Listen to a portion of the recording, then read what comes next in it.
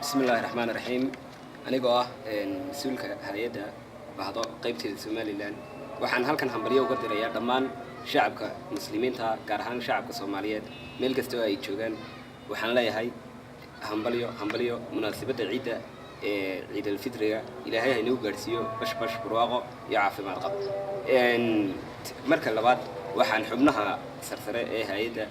إن كارهان حفيظ كتر مركل أن كعر سنة إن أي سواء كان إن حفيظ كسومالي لان